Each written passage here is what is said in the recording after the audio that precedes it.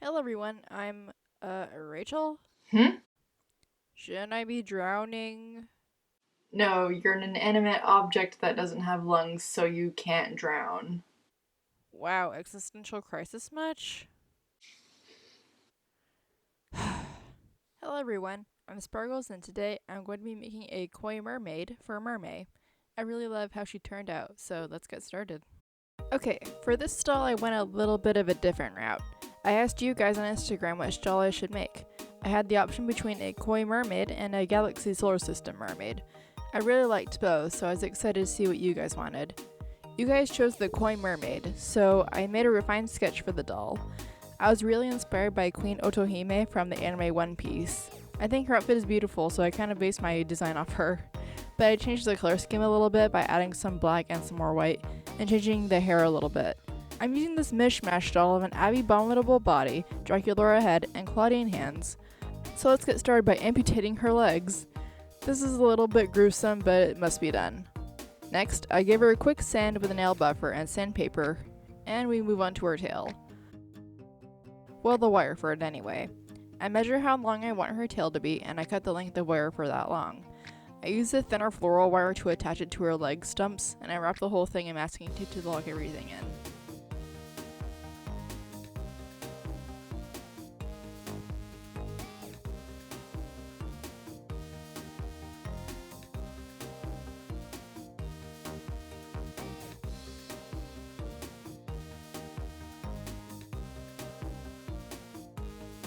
I bring her outside to paint her next. I'm testing out spray paint for this doll.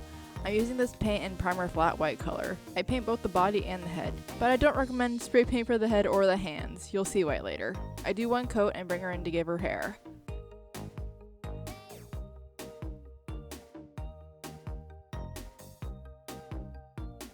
I'm trying out a sometimes texting method by removing yarn and then brushing out the yarn.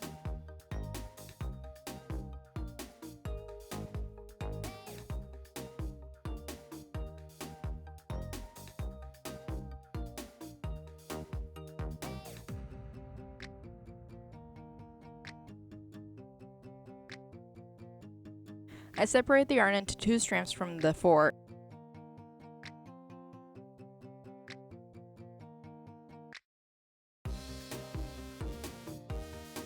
and get out my reroute tool. This is from the Doll Planet on Etsy. I loop the yarn onto the needle and stab it into the head. I use the two strands for the part, one for the extra bits of hair, not around the part or the hairline, and a full strand of yarn for the part and the little ponytail I'm adding to the top of her head.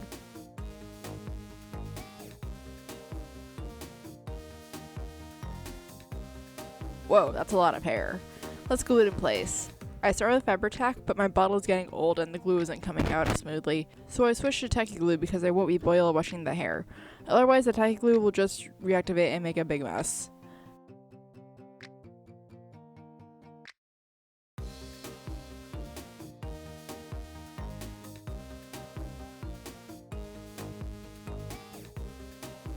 I let that dry, and the next day I start brushing, except That's not good. I need to put more glue in there. I didn't put enough glue in the head. I recommend if you use this method you try hot glue or put way more glue in the head than you think you need. Like when you think you have enough glue, no, you need to add more. So when that's fixed, I brush it roughly with an old hairbrush.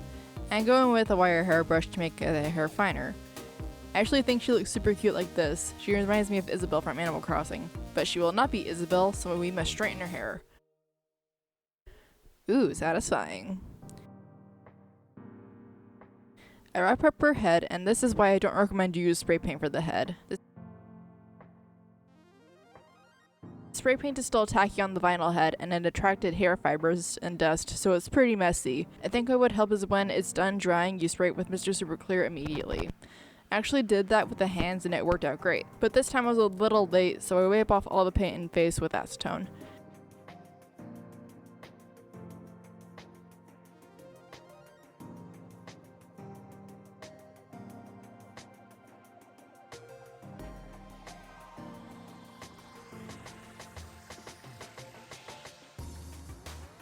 When that's done, I use watered down acrylic paint instead.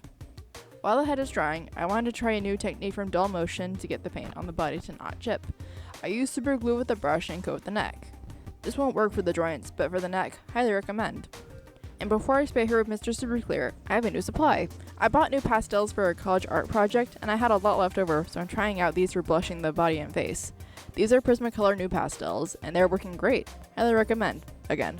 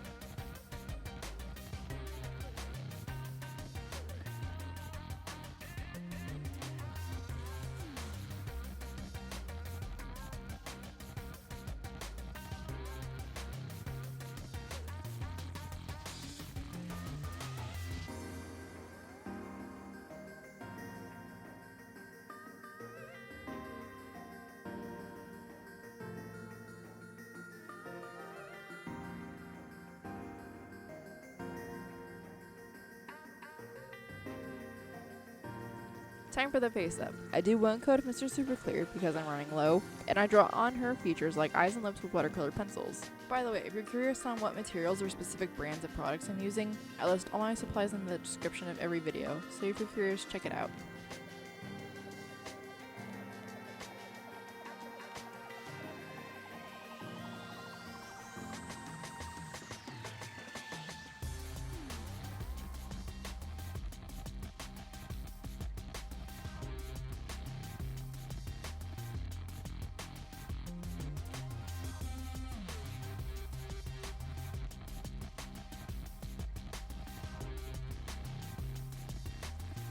Wow, over the past year or so, a lot has changed with my channel. I wanted to do a Q&A on my channel for the next Repaint video. So if you have any questions for me regarding my YouTube channel, my art, anything really, just leave a comment on this video and I'll answer it in the next video.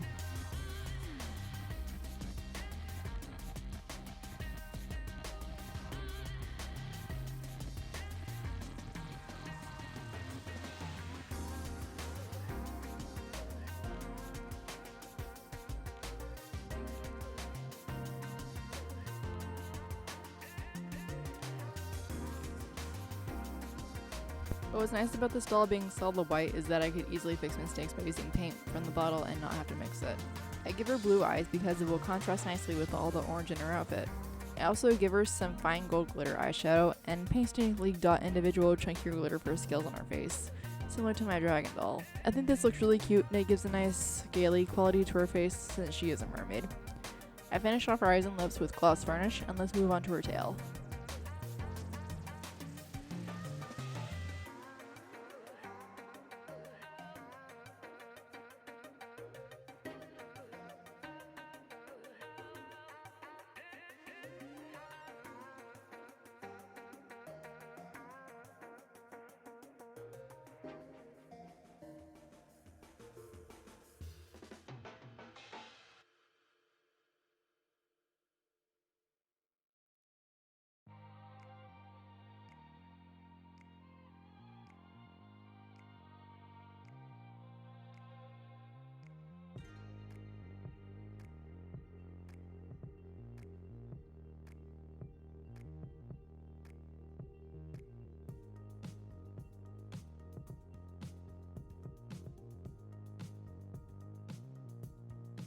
Okay, first I make a template for the shape of her tail and I traced it onto white cotton.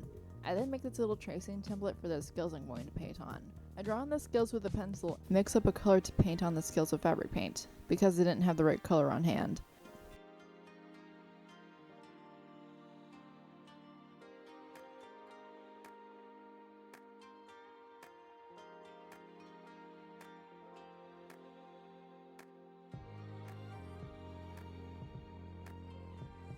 I do mostly orange scales with a few blacks splattered around.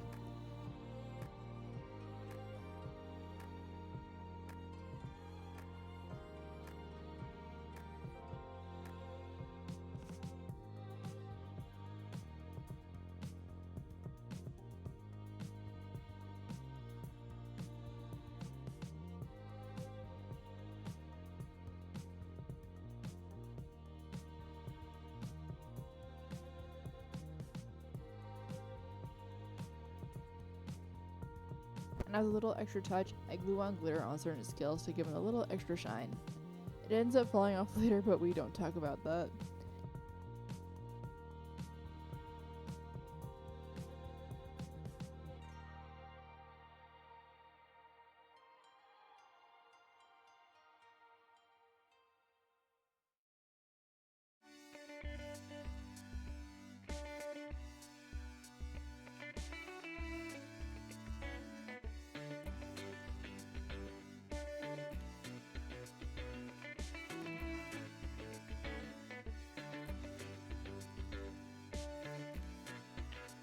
And for her fins, I do a simple dry brush orange to white gradient and add some glitter. Once everything is dry, I cut out all the pieces with some seam allowance and get sewing.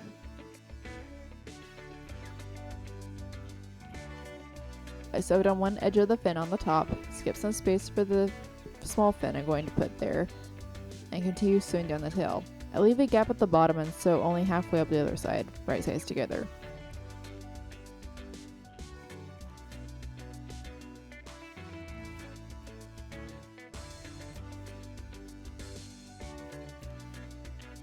For the smaller fins, I take them to my sewing machine and sew them around the curved edges right sides together and turn them right side out. Once that's done, I insert the fins into the holes I left right sides together and sew it back up. This part is a little confusing, so I kept the camera rolling while I did it. So I first turned the tail piece right side out and inserted the dull into the tail. I use hair fluff for making yarn wefts to stuff her tail the first half, and for the rest of her tail I'm using a ladder stitch to close her up. Every few stitches I close her up and insert more fluff until I've stuffed her whole tail.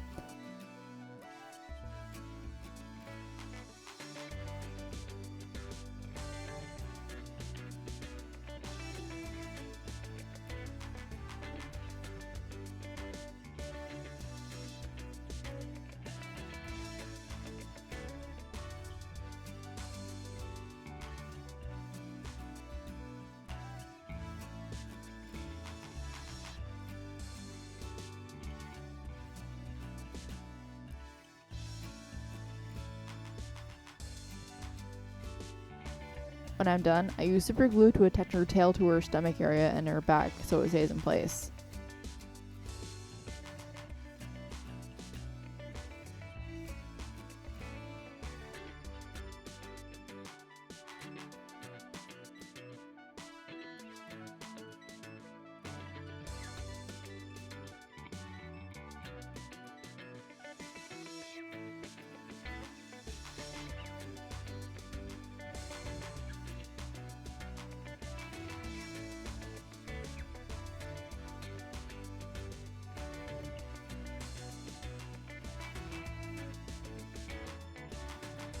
As for the tail fins, I used floral wire to insert into each of the tail fins. It wasn't staying very well, so I first tried to sew it in place, but the stitches were too visible, so I just used glue.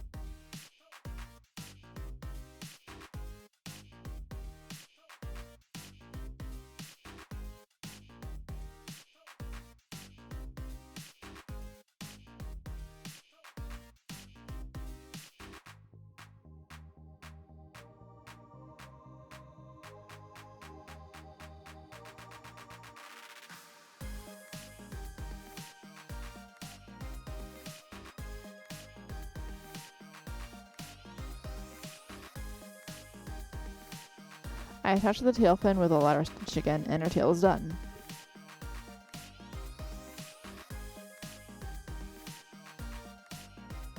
Now it's time for her top. It's a kimono, I think, so I make a pattern first. I mark the pieces on cotton and cut them out with some seam allowance. I fray check all the edges.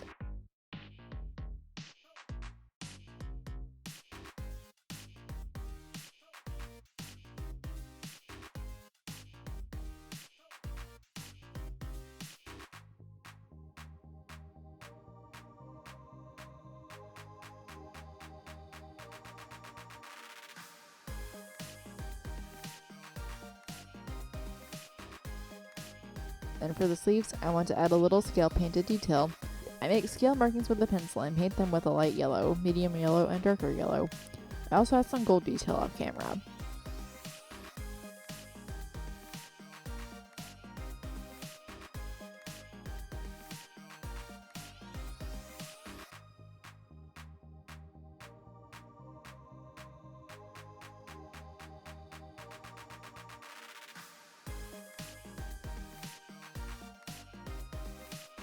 When that's dry, I glue down the folds on her collar with Faber tack and sew the shoulders right sides together.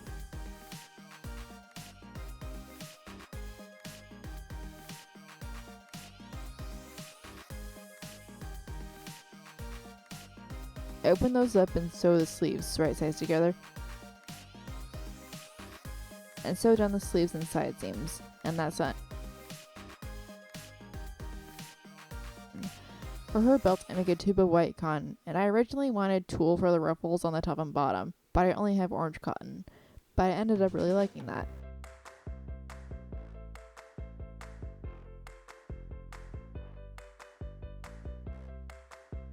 So I glue the ruffles on the back, and then I add a black ribbon to the front, and I use a snap button to close it all up in the back.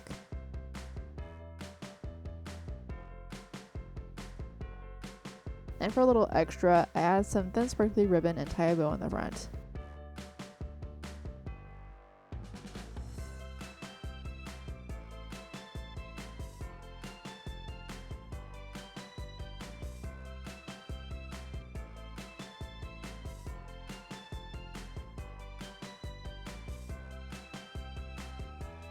But as a last minute change, I used chalk pastels to give her hair an ombre from blonde to orange, and the chalk kinda got everywhere.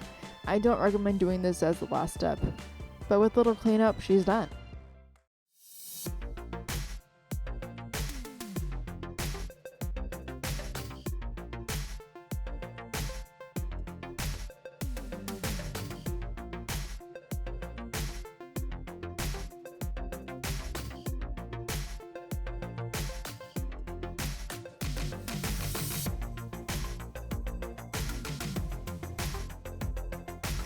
I love how she turned out. I love all the detail I put into her, and I'm super proud of her outfit and tail. I hope you like her too. Anyway, that's it. Click here to subscribe, click here for my latest video, and click here for your video YouTube thinks you'll like. Thank you for watching, and I'll see y'all later. Bye!